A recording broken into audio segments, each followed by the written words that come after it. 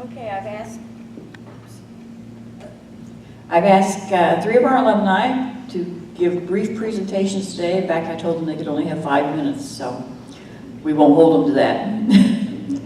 But first will be Jim Pratt, Director of Mission 1 Coordinator at, Mission 1 Coordinator at General Baptist Headquarters. He and his wife brought the wonderful displays down in the other room today, the jewelry and all the General Baptist missionary things. So, Jim, clock's ticking. After that, we'll have Charity Julian and Andrew J. Ford, and I'll just let you both come up after that. Did you already start it? Because you weren't supposed to start it until I got up here.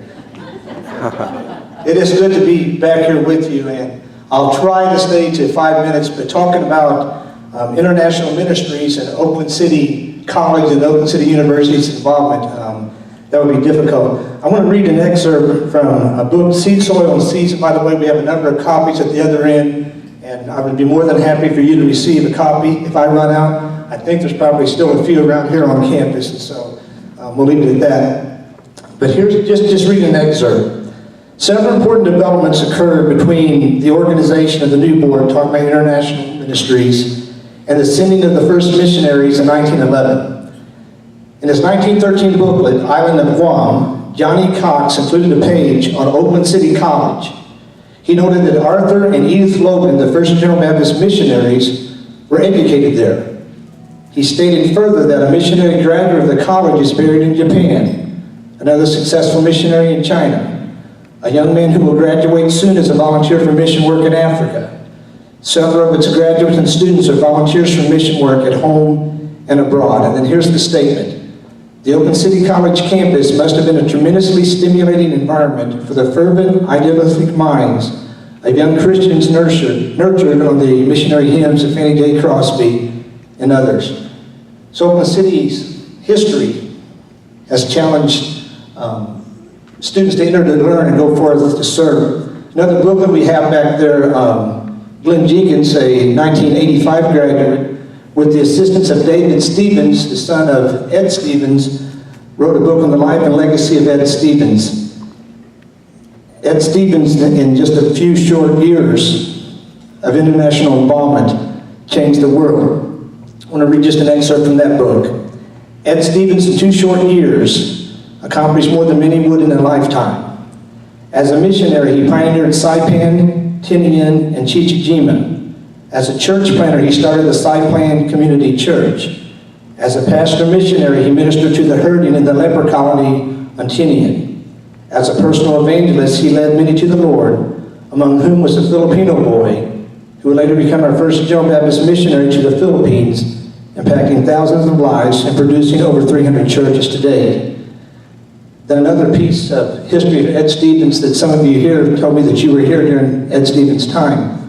It says he spent 2 years back in the States from 1949 to 1951, where he finished his degree program at Oakland City University, served as pastor, and tragically lost his son in an accident in Oakland City. Despite the pain of that loss, Ed, his wife Gertie, and son David would return to Chichijima in the fall of 1951 to continue work. In September of 1952, Ed Stevens would fall ill and seek medical attention on Guam. And of course, shortly after that, he passed from life to life. And so our denomination has an Ed Stevens offering every year. Ed Stevens, greatly influenced by Oakland City University. And many of you know people who have gone to other fields as well. But let me go ahead and fast forward to 2007. I was director of campus life here. My daughter was in 9th grade. Let me back up to 2005 first.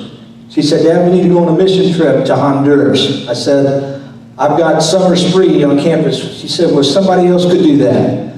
I said, no, I can't. Well, summer spree got postponed that year, so fast forward 2 years. So 2007, took my first trip to Honduras. 2009, went back. 2010, took the first team from Oakland City University there. One of the people on that trip was a young guy from the hills of Kentucky, an only child, spoiled only child, by the name of A.J. Ford. Changed his life. Shortly after that, He went for an internship there. You're going to be hearing from him how God has continued to use him in Honduras. And so that blesses me to see people like AJ who have gone on. But real quick, let me take you to Honduras. In Honduras, you're going to find Rodney and Teresa Walls there. Dr. Rodney Walls received his bachelor's and his doctorate of ministry from here at Oakland City, involved in church planting and medical outreach. Recently, you would have seen some OCU students and 2 staff members, and you're going to hear from them in a little bit there. Also there, 2 years ago, Mark Powell, Don Key, Barry Collins, Glenn Jenkins, and myself did a pastor's conference, all OCU graduates. In Mexico last year, Don Key, Glenn Jenkins, and others went there. Heather Pritchett, who was a student here at Oakland City, is a mission team coordinator there in Mexico. Go with me to Saipan. You'll see Josh and Rachel Slater, and there are now 6 children that are there. By the way, I told people everywhere, how would you have liked to have been on the plane whenever the 2 Slater parents and all the 6 kids got on the plane? How many of you would have wanted them not to sit by you? Let's be honest, anybody here? So anyway, they're there. We also have a school at Saipan. By the way, the principal is Amanda Dunn, a graduate of Oakland City as well. In Guam, we still have a connection there, but from history, the Sablons that many of you would remember, involved at Oakland City. In India, we have a mission that continues to develop there. 2 or 3 of our students have done internships there in India. I could take you to the Philippines. The president of the General Baptist Bible College, Dr. Joyce Porcadilla, a graduate of Oakland City University.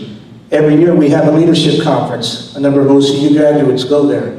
This fall we're going to be beginning the Stinson Institute in the Philippines. Dr. Darrell Hillhouse and myself will be teaching the first 2 classes there.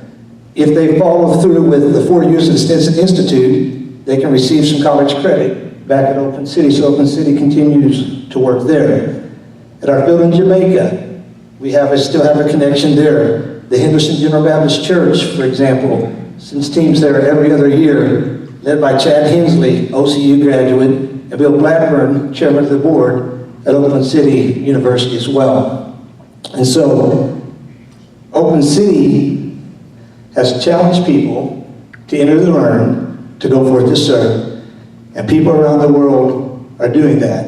And so our challenge is to continue to do all that God's called us to do, being good General Baptists, that Jesus tasted death for everyone, and that means everyone around the world. And so that's what we continue to do. By the way, if you would want to go on a trip, I could help you out. That's what I do, mostly set up mission teams and internships. By the way, the age range last year was from the age of 9 to the age of 93. That's 9-3. And so you're never too old, so if you'd like to come and participate, that would be wonderful.